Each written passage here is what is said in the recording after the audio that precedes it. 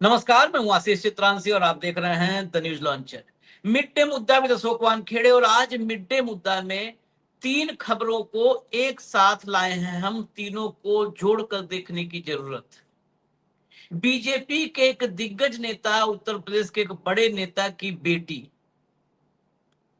जो जंतर मंतर के प्रोटेस्ट के समर्थन में जंतर मंतर तक खुद गई थी, उस बेटी ने मोदी सरकार और मोदी के सिस्टम पर कुछ गंभीर सवाल भी खड़े किए थे। और वायरल भी, उसके कई पोस्ट वायरल हो गए थे कि बीजेपी के नेता की बेटी मोदी के सिस्टम से बगावत कर रही है। अब वो बेटी कई कदम आगे बढ़ गई है। विदेशी मीडिया में मोदी एंड कंपनी का पूरा सच उसने खोल दिया है। धर्मेंद्र प्रधान के इस्तीफे पर ही सवाल नहीं उठाया उसने। प्रहलाद जोशी को नया शिक्षा मंत्री बनाया गया, इसका भी मजाक उड़ाया है। प्रहलाद जोशी के अतीत पर तो वैसे भी कई सवाल खड़े हो रहे थे। विपक्ष के सवालों से तो आप भाग सकते हो, मुंह छिपा सकते हो, थथड़ई कर सकते हो, लेकिन अगर आपकी अपनी पार्टी के सीनियर लीडर्स जो विधायक रहे हो एक बार, दो बार, चार बार, उनके परिजन, उनके बेटे बेटी अगर आपके चेहरे से मुखौटा उतार रहे हैं, नकाब हटा रहे हैं, तो फिर ये मुंह लेके कहां जाओगे? क्रीम पाउडर पोत के फिर कहां जाओगे? और यही हालात अब सीजेपी को भी नए प्रोटेस्ट के लिए तैयार कर रहे हैं। इसकी आहट सरकार को हो चुकी है। पता है, देखिए, जिसके मन में मक्कारी और नीयत में शैतानी हो,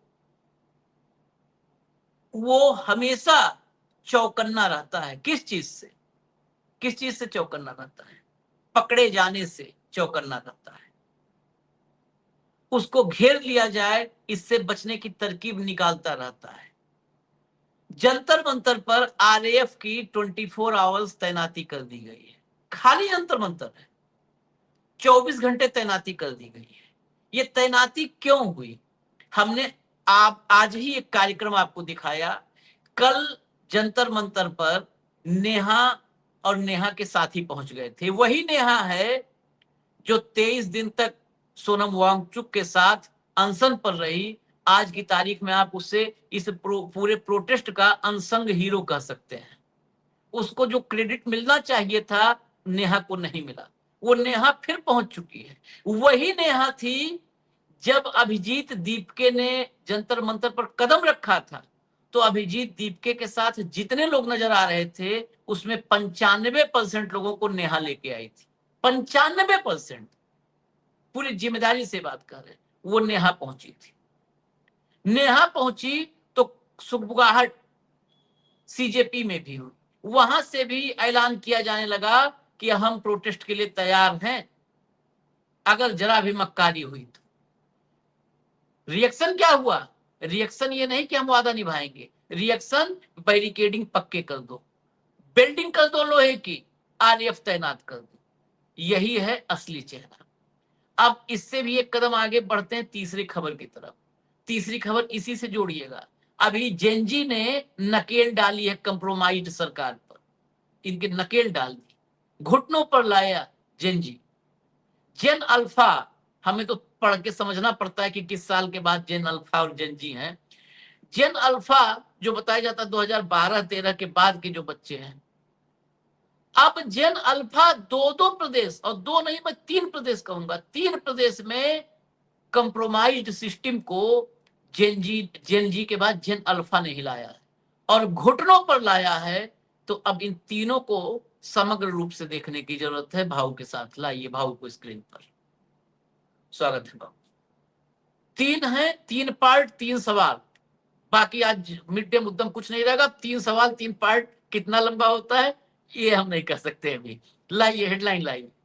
हाँ, यूपी के पूर्व विधायक, बीजेपी विधायक की बेटी यशस्वी राजे ने धर्मेंद्र प्रधान के इस्तीफे पर उठाए सवाल। बोली ये मजाक है। यशस्वी राजे के पिता विक्रम सिंह। विक्रम सिंह 2014 में विधायक बने, 2017 में विधायक बने, ये लगातार विधायक बनते आए फतेहपुर से। उनकी बेटी है यशस्वी राजे। जरा खबर के भीतर दिखा दीजिए तो थोड़ा परिचय हो जाएगा बेहतर। उत्तर प्रदेश के फतेहपुर से पूर्व बीजेपी विधायक विक्रम सिंह की बेटी यशस्वी राजे ने जंतर मंतर पर हुए स्टूडेंट प्रोटेस्ट के समर्थन में आवाज बुलंद की है। यशस्वी राजे सिंह ने शिक्षा मंत्री रहे धर्मेंद्र प्रधान के इस्तीफे की भाषा पर आपत्ति जताई है। उन्होंने इस भाषा को पछतावे, माफीनामा और जिम्मेदारी के बजाय शहादत जैसा बताया है। यशस्वी ने प्रहलाद जोशी को नया शिक्षा मंत्री बनाए जाना भी एक मजाक बताया है। अब देख लीजिए, पूरा खोल के रख दिया कि ये शहादत बता रहे हो, इस पे माफीनामा है, तुम्हारी गलती की प्रायश्चित करो। कतर के, अच्छा ये कहीं इंडिया में यूट्यूब पर पॉडकास्ट में नहीं है, ये पूरी दुनिया में ये क्लिप, और अल जजीरा जबरदस्त अब इस समय रिपोर्टिंग पे आ गया है। और अल जजीरा ये भी नहीं कह सकते कि पाकिस्तान का है, कतर जो जिसके शेख की मृत्यु पर अब भारत में झंडा झुका था, मोदी जी ने शोक घोषित किया था, राष्ट्रीय शोक, वो कतर है। उस कतर का न्यूज चैनल है अल जजीरा। जरूरी नहीं कि हर जगह का न्यूज चैनल आप ही जैसे पालतू हो। ये तो ट्रम्प भी कहा कि मोदी खुशकिस्मत है कि ऐसा मीडिया मिला है मोदी को। कतर के न्यूज चैनल अल जजीरा को दिए इंटरव्यू में यशस्वी राजे सिंह ने कहा कि वह आर्थिक रूप से अपने पैरों पर खड़ी हैं, घर में शांति रहे इसलिए वह इस मुद्दे पर अपने घर में राजनीति के पिता से डिस्कस नहीं करती। देखिए कितना मेच्योर स्टेटमेंट है, हटा दीजिए।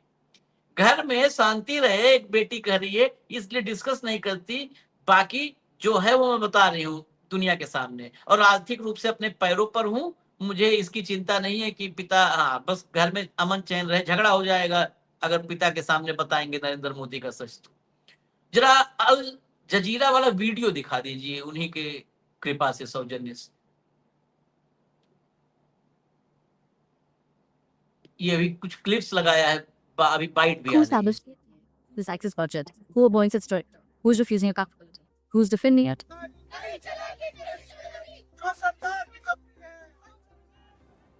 It's really, really short-sighted to be viewing the resignation as sort of this watershed moment.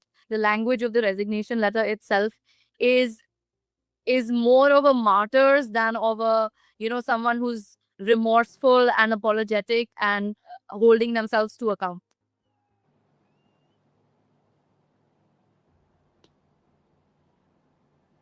Very, very great job of galvanizing this sort of largely apolitical audience that usually steers clear of such conversations through their like innovative messaging, through memes, through, constant and their focus was Instagram, which was great because that's where we saw so much of the, ordinary people's coverage of the protests.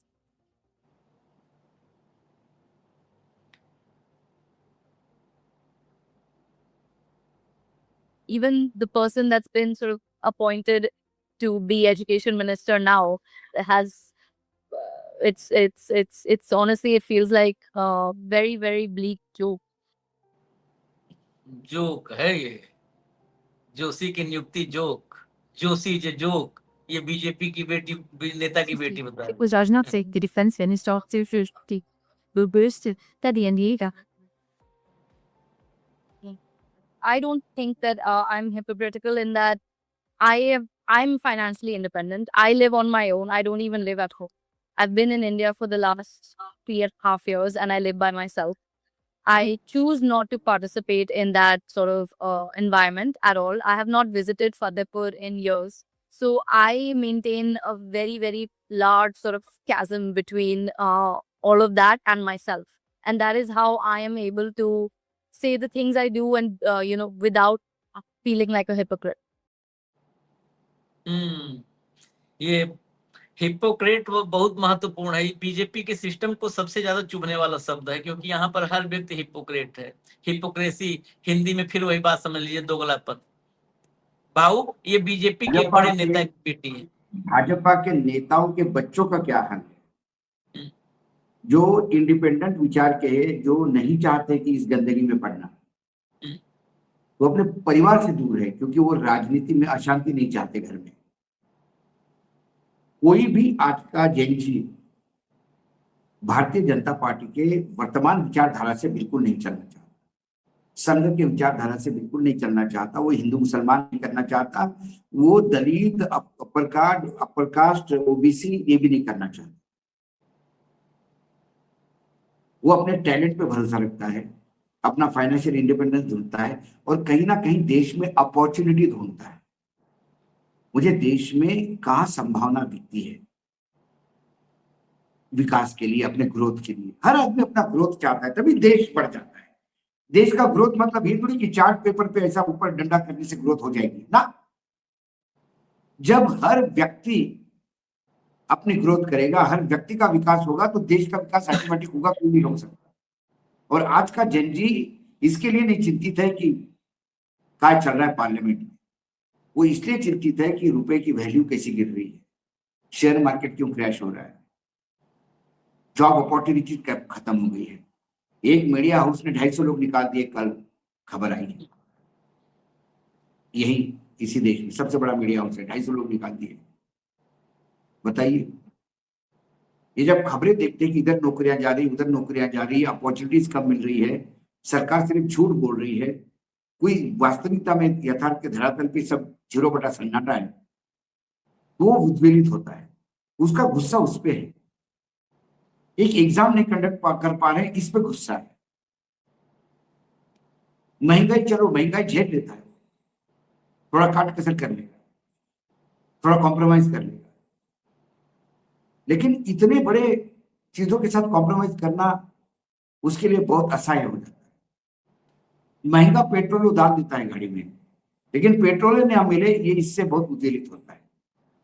Gas के लिए line लगानी पड़ेगी, इसके लिए उद्वेलित होता है।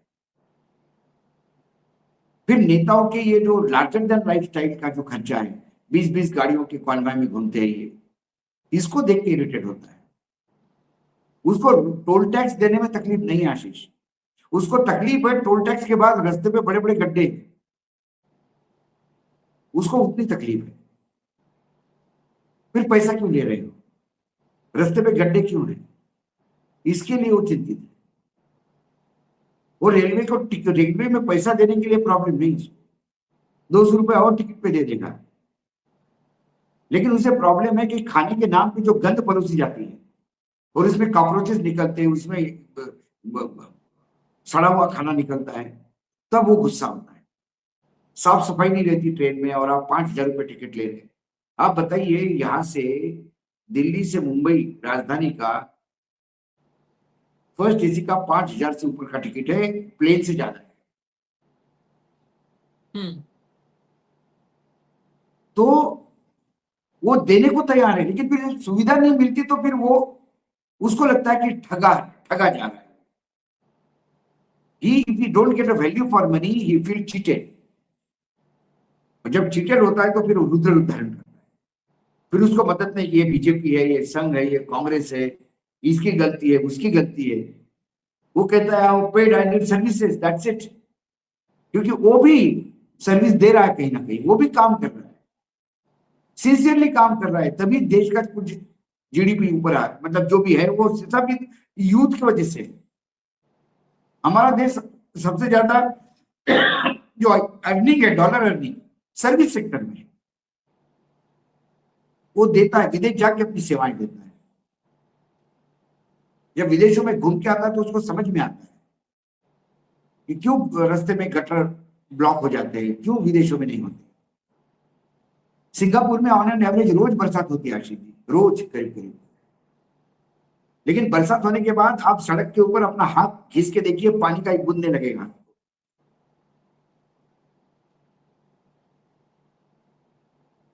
क्योंकि ड्रेनेज सिस्टम है, रोड इतने क्लियर है। हमारे यहाँ यहाँ पानी न बरसे, यहाँ पानी न बरसे, सड़क पर जो बैल गाय और आवारा पशु घूम रहे हैं, इनके मूत्र से सड़कें नहीं सूख पाती हैं, इनके गोबर और मूत्र, और वो आप हटा भी नहीं सकते क्योंकि सनातन खतरे में आ जाएगा। तुरंत गाय को कहीं गलती से लट मार दो आप रास्ते से निकालने के लिए। अरे हमारे यहाँ गाय के और बैलों के, वो जो जानवरों के, आवारा जानवरों के सींग मारने से लोग मर जाते हैं। यदि विदेशों में यह बात बोलोगे तो लोग पीपल विल नॉट बिलीव, उनको लगेगा यार ये कुछ भी बक रहा है, ऐसा होता है कि कभी जानवरों के सींग से आदमी मरेगा रास्ते पे। मरता है। एक आदमी एटीएम में पैसे निकालने लगा था अहमदाबाद में, सांड घुस गया एटीएम में, उसने सींग मारा, वही मर गया बेचारा वो। आए दिन यूपी में तो कितनी ऐसी जानो, अखिलेश यादव के सबसे ज्यादा ट्वीट इसी पर मिलेंगे, सबसे ज्यादा। उत्तर तो कुल प्रदेश में सबसे मिलाकर ज्यादा नरक है। वापस हम आते हैं तो जेनजी जो है, इस लड़की का जो ये भाजपा के सभी पढ़े लिखे बच्चों का खेल है, मतलब वक्तव्य है, मैं मानूं। जो भाजपाई अपने बच्चों को राजनीति में लाना चाहते हैं, या जो अपने बच्चों के बाप के कमाए हुए 2 नंबर के पैसे में रियल एस्टेट में बने हुए हैं, उनको इंटरेस्ट है कि बाप अपना विधायक मंत्री बना रहे, भाजपा चलती रहे, या जो भी सत्ता पार्टी में वो चलती रहे और हमको प्रोटेक्शन मिलता रहे।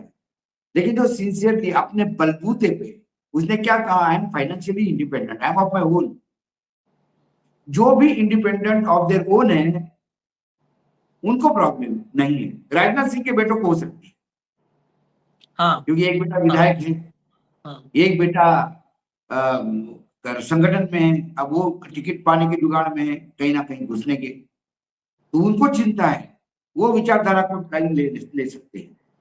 लेकिन इस लड़की ने, वही उत्तर प्रदेश के बीजेपी के वरिष्ठ नेता की लड़की है, उसने कहा कि डोंट।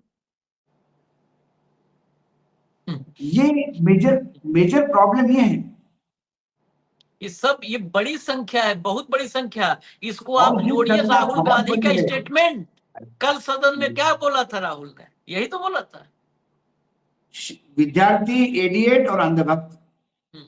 और ये भी कहा था ठीक कि है, अपने अपने घरों में देखो बच्चे, अब बीजेपी आप लोगों के बच्चे अब आप लोगों के साथ नहीं है, वो सच के साथ है। घर में बच्चों, मतलब भाजपा के नेताओं के लिए बड़ी विडंबना है कि उनके बच्चे उनके साथ नहीं है। बुढ़ापे तक मोदी को ही साथ रखना पड़ेगा या मोदी के साथ रहना पड़ेगा। चलिए, अब जंतर मंतर, जब ऐसे रिएक्शंस आ रहे हैं तो जंतर मंतर जरा चलते हैं। खबर लाइए, जंतर मंतर खबर लाइए।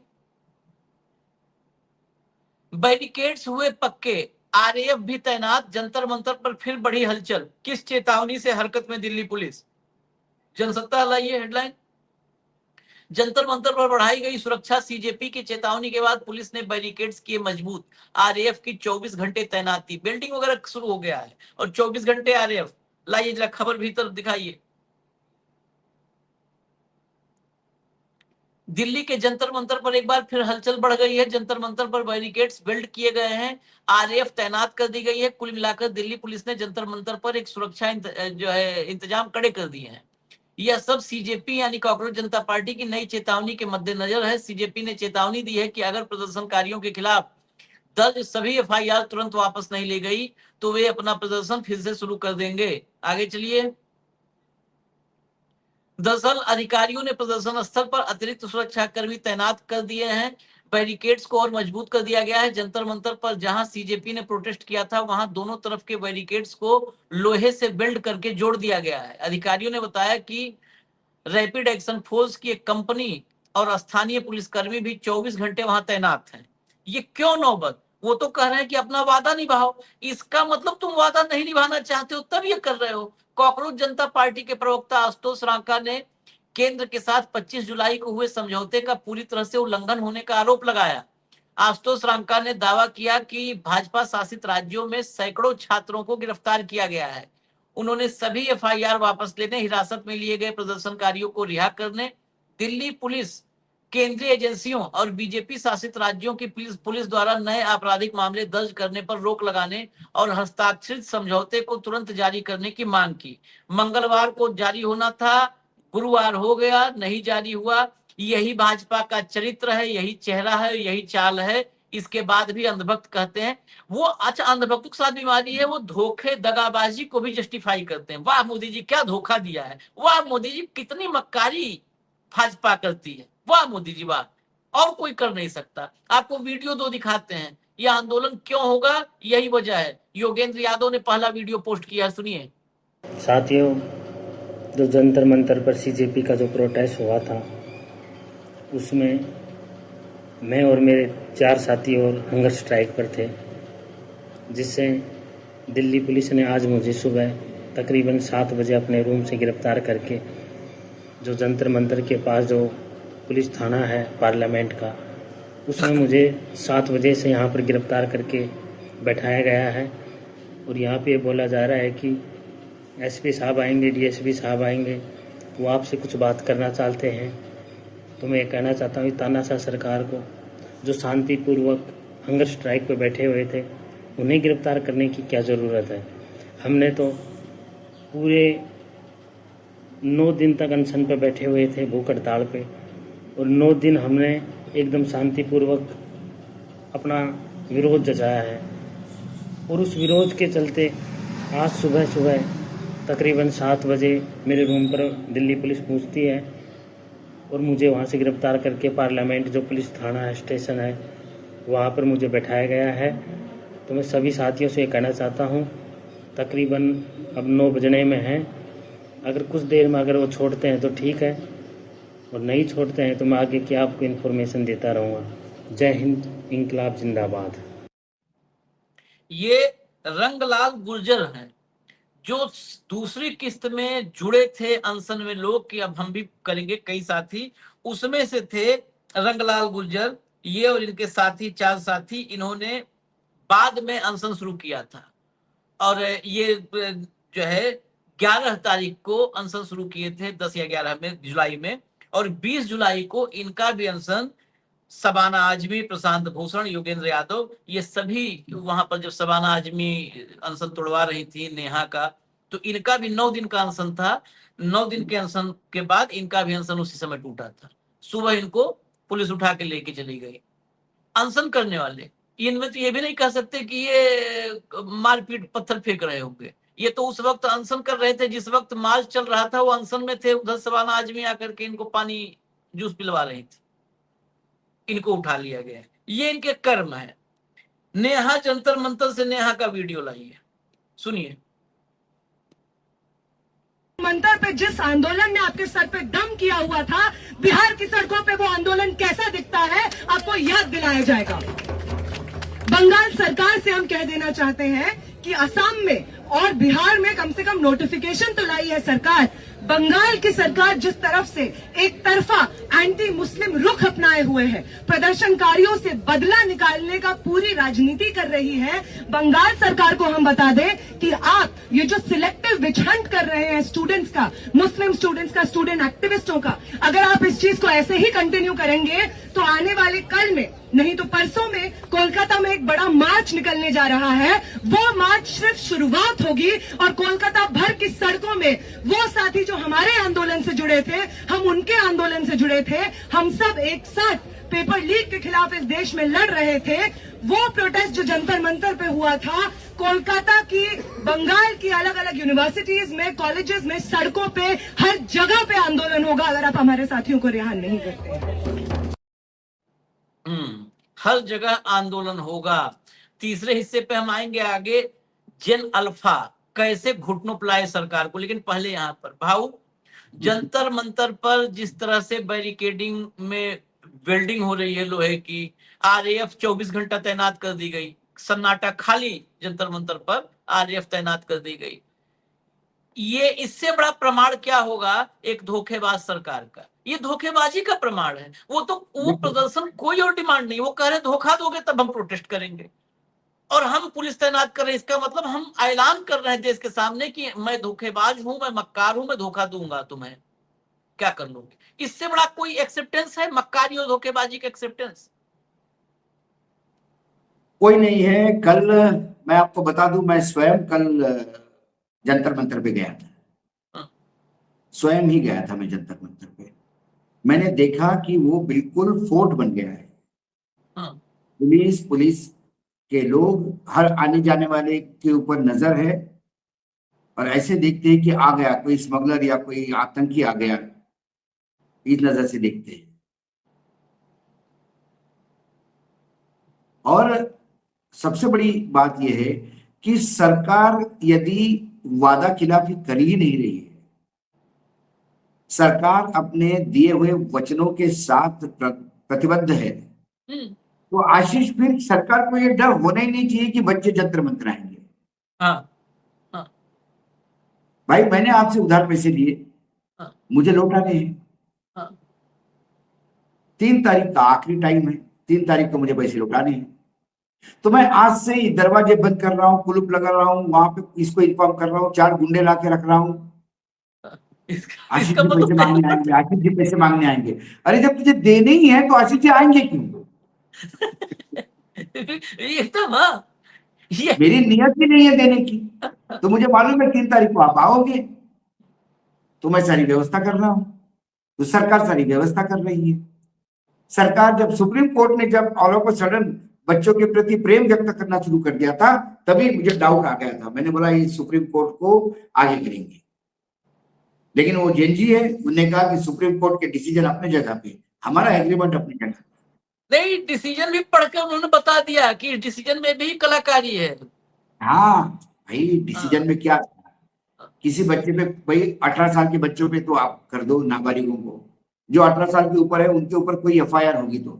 अब पुरानी कहीं एफआईआर 3 साल पहले होगी, उसमें तो कोई एक्शन आपने नहीं लिया, इसमें एफआईआर डाल के आप उसको उठा लोगे और ये एफआईआर कंटिन्यू रहेगी क्योंकि पुरानी एफआईआर है। ये कौन सा मतलब है? आप पुरानी एफआईआर कंटिन्यू रखो, वो तो नहीं स्क्वॉश करने के लिए कहा। एफआईआर तो ये स्क्वॉश होगी जो आपने की, पुरानी उसी में एफआईआर जमानत रद्द करवा लो, पुरानी आप उसमें एफआईआर पे करवा लो। जमानत रद्द करवा दो ना, उठा लो जमानत रद्द करवा के जाओ कोर्ट। उसमें करवा दो। नए एफआईआर में क्यों आप उसको इन्वॉल्व करते हो कि पुरानी एफआईआर है? ये जो सुप्रीम कोर्ट ने गेम खेला सरकार को बेल आउट करने के लिए, ये जज ने पकड़ लिया। उनने कहा कि सुप्रीम कोर्ट हमको कुछ एक्स्ट्रा देगा इसके साथ तो हम उसको वेलकम करेंगे, लेकिन सुप्रीम कोर्ट ने जो कहा उसके भरोसे सरकार हमको कुछ कहे ये नहीं होगा। सरकार से हमारा स्ट्रेट डीलिंग था। सरकार को हमने कहा था ना किसी बच्चे को बाद में प्रताड़ित किया जाएगा, ना कोई डिटेन किया जाएगा, सबके एफआईआर कैंसिल होंगे। सरकार ने इसके लिए हामी भरी थी। इसके बाद हमने अनशन पीछे, मतलब हमारा आंदोलन पीछे लिया था। सरकार अपनी जबान पे बनी रही। सरकार की नीयत में अब खोट है। सरकार को लगा जैसा किसान आंदोलन खत्म होगा वैसा ये भी खत्म हो गया,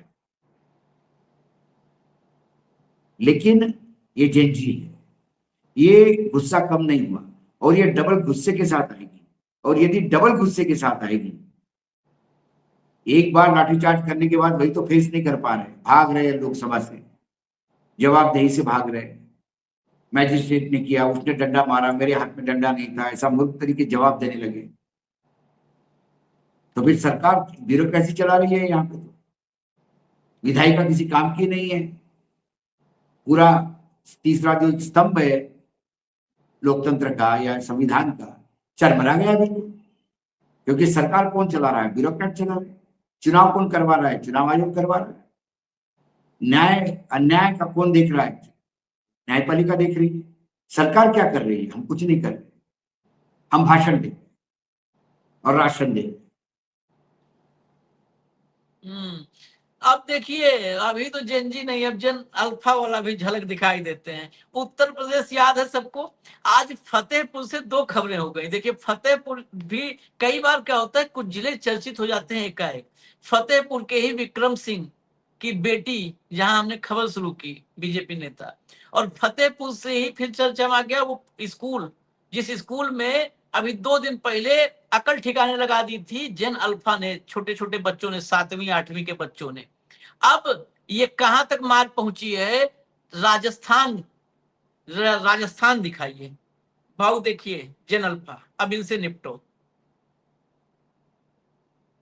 शिक्षा विभाग और सरकार से हमारी ये मांग है कि पीएमसी स्कूल है और यहाँ पे एक भी टीचर है, सेकंड ग्रेड के एक भी टीचर नहीं है, और फर्स्ट ग्रेड है उनके अंदर 2 टीचर है, एक है हिस्ट्री के और एक है हिंदी के। और हिस्ट्री के जो टीचर है वो प्रिंसिपल का पद संभाले, तो उनको भी टाइम मिलता है तो भी पढ़ाते, लेकिन ऑब्वियसली भी काम बहुत है तो वो करने पड़ते। तो इनसे हमारी मांग है सेकंड ग्रेड, फर्स्ट ग्रेड और थर्ड ग्रेड, L1 L2 सभी के टीचर लगाए, वरना तब तक न तो स्कूल का लॉक खुलेगा, 10 बजे तक कोई नहीं आया तो हम रोड ब्लॉक करेंगे। ये देखिए बाबू,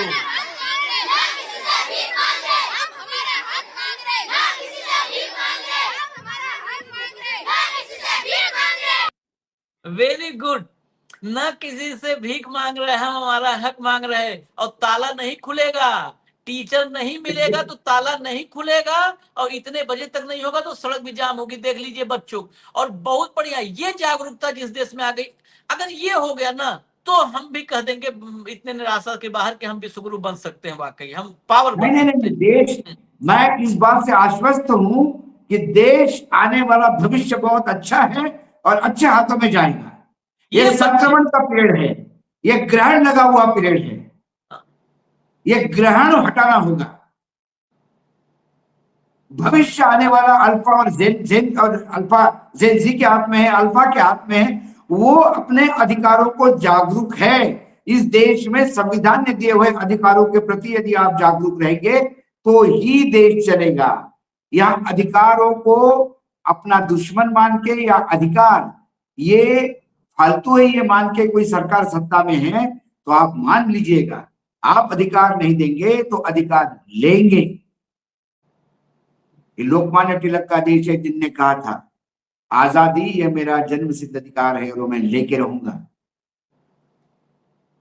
नहीं, पूरी मैं घटना ही बता दूं कहाँ की है। बेसिकली क्या है, अब फर्क जो भाव ने कहा, एक कभी आप देखिए पूर्णिमा की रात, पूर्णिमा की रात अगर आप देखें, पूर्णिमा की रात आप जगिए और फिर सुबह आती है तो आपको फर्क नहीं समझ में आता, बहुत मजा नहीं आएगा, क्योंकि पूरी रात तो आप चारों तरफ देख रहे थे, खेत खलिहान दिख रहे, मकान दिख रहे, दुकान दिख रही, सब दिखता है पूर्णिमा की रात में। ये मोदी जी अमावस की रात 2014 में लाए थे। अमावस की रात में जब आप खड़े होते हैं और फिर जब सुबह होती है ना तो फील आता है। ये अमावस की रात है और ये बीतेगी, सुबह आएगी। ये जालौर की तस्वीर है, राजस्थान में जालौर, वहां का सरकारी शासकीय स्कूल है। यहाँ शिक्षकों की कमी थी, इससे छात्र छात्राएं गुस्सा हो गए, स्कूल के बाहर घंटों तक धरना प्रदर्शन किया, जिसके बाद प्रशासनिक अधिकारियों ने छात्रों को समझाइश देकर धरना प्रदर्शन समाप्त करवाया। अधिकारियों ने स्कूल में 4 शिक्षकों को नियुक्त करने का आदेश जारी कर दिया। देखिए, बाकी 3 शिक्षकों को 10 दिन के भीतर नियुक्त करने का आदेश दिया है। ये जो है, ये है जब छोटे छोटे बच्चे, कहां भाई किस पे चलवा दोगे तुम लगा के बोफोर्स? वो भी राजीव गांधी का एहसान लेना पड़ेगा, वो फोर्स भी लगाओगे तो अपना तो तुम्हारा कुछ है ही नहीं है। ना ना ना ना, वो लाठी संग छोड़ अब वो करके डरने वाला ऐसे कि डरे वो ना जो जिसको डर हो। हाँ, ये डरते भी नहीं जेन बच्चे। जी के आंदोलन ने बता दिया है कि ना आपके पैलेट गन काम आए, ना आपके इलेक्ट्रिकल शॉक काम आ रहे, ना किले लगे हुए डंडे काम आ गए। बच्चे दुगनी ताकत से आपने पूरा स्टेज नेस्तनाबूद कर दिया, उखाड़ दिया। उसके बाद दूसरी दुगनी ताकत से, दुगनी स्ट्रेंथ से, सिर्फ दिल्ली में नहीं, भारत का कोई राज्य नहीं बचाता और कोई बड़ा शहर नहीं बचाता कोई नहीं जहां जेनजी रास्ते पे नहीं था। तो यदि भी इसको भी आप नजरअंदाज करो और इसके साथ भी खेल करने के लिए करो तो फिर ये सरकार यदि अपने भविष्य के ऊपर भी यदि क्वेश्चन मार्क लगवाना चाहती है तो उसको हम और चित्रांश जी कहां रोकने वाले। और देखिए, ये जो है, जरा अगला ले भैया, अगला लाओ। ये बिहार की तस्वीर ये डाला है, रंजन सिंह है, बिहार का डाला है इन्होंने। जो खबर बता रहे हैं मैं इनके हवाले से बताऊंगा, क्योंकि राजस्थान वाले में तो कंफर्मेशन आ गया है, वो जालौर वाला, वो मैंने 10 जगहों पे वो कर लिया, चेक किया। ये बिहार का बताया जा रहा है।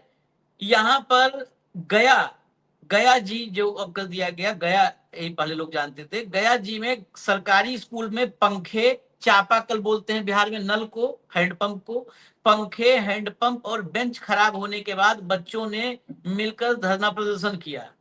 डीएम ने पहले छोटा कर्मचारी भेजा, बच्चे बोले हम लोगों को डीएम से बात करनी है। अंत में डीएम को स्कूल आना पड़ा। वहां पर बच्चों के जो भी हैंडपंप, बेंच और इस दिक्कत को लेकर के आना पड़ा, हटा दो। ये सबसे मुख्य जो है, ये जो आप देख रहे हैं, इसमें मुख्य रूप से सवाल आखिरी मैं तीसरी कैटेगरी को लेके पूछूंगा। दूसरी कैटेगरी वाला जो होता है ना भाऊ, वो तत्काल यू टर्न मारता है, वो पलटी मारने वाले लोग होते हैं। और वही इसीलिए सेकंड कैटेगरी को लेकर के किसी खास कुनबे की तरफ इशारा किया था राहुल ने। वो पलटी मार जाते हैं, वो कहते हैं मैं स्टूडेंट बन गया, मैं भगवान था, कल तक भगवान था, आज रात में भगवान ने कहा कि बेटा स्टूडेंट बन जाओ, स्टूडेंट बन जाते हैं। ये जो तीसरी कैटेगरी है, जो कल व्याख्या भी अंधभक्तों हुई थी, ये जो जेन जी और जेन अल्फा है ना, अंधभक्तों का ये असली खतरा अंधभक्तों के लिए है। अंधभक्तों के क्या करेंगे? अंधभक्त जो अकेले खोज खोज के गरिया रहे हैं, मार रहे हैं। अंध भक्तों को तो भगवान चाहिए। यदि भगवान स्टूडेंट बनने को तैयार है, इडियट स्टूडेंट बनने को तैयार है, तो ये उनकी भी मां बहन करना शुरू कर देते हैं। और हमने एक उदाहरण भी दिया आपको। अब उल्टा हो गया मामला। अब इन जेएनयू के सामने ये भक्त फिरेंगे, ये नहीं बताएंगे कि कौन है। बच्चे स्कूल में बच्चे भी जाके डंडा गले में लपड़ मार के बच्चे कपड़े उतार के नंगा दौड़ाएंगे, कपड़े उतार के। ये जेएनजी है। घर पे हमला बोल देंगे, तुम क्या किसी एक के घर में जा रहे हो, हम सब मिलके तेरे घर आ जाएंगे, तेरा हिसाब नहीं करेंगे। यही वाकई खतरा असली अंधभक्तों पर ही है। सनातन बचाने जाएंगे तो तन बचाना मुश्किल हो जाएगा। अब हाँ, तो जो है ये अब जेएनजी है ये, और ये सनातन भी। एक बात और भी ध्यान रख ले लोग, जो लोग कहते हैं वो बहुत जानते हैं। सनातन हिंदुत्व धर्म आध्यात्म ये तुम लोग से जाहिलों से बहुत बेहतर ये जनरेशन जानती है। इनको नहीं, पता है धर्म को कैसे जीना है। आशीष जी, ये जो धन सनातन की रक्षा करने के लिए बाहर निकले हैं, ये सनातन से इनका कोई लेना देना नहीं। सनातन से 2 टाइम की रोटी की व्यवस्था हो रही है। कुछ ये धंधा है इनके लिए। सनातन की रक्षा ये धंधा बना लिया इन लोगों ने। वसूली क्या गई है, धंधा है ये। और इन धंधा इनका बंद हो जाएगा, शटर डाउन हो जाएगा इनका।